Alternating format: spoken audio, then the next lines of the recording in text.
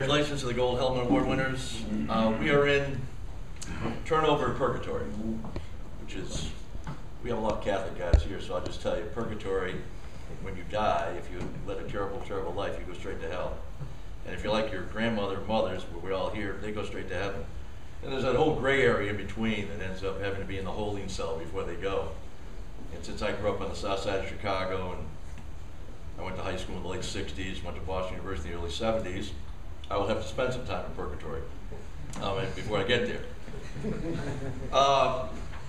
We are turning the ball over at a tremendous rate. We have 11 in the last 2 weeks, 6 last weekend, and the only statistic that I'm actually interested in as a football coach after all these years is turnovers.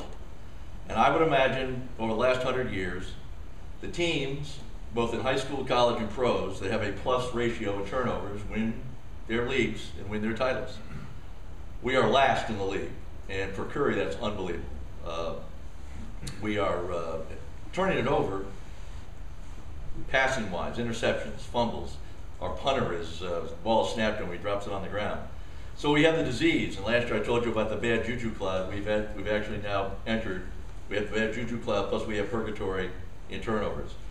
And we outgained Salve Regina. We had more first downs than they did, and we ended up losing by 25 points. If you commit turnovers, you give the other team another chance.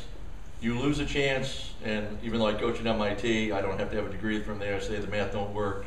If you're going to have 6 turnovers in the game, and that's where we are right now. We're going down to play Nichols down there, young team. They have now won this year.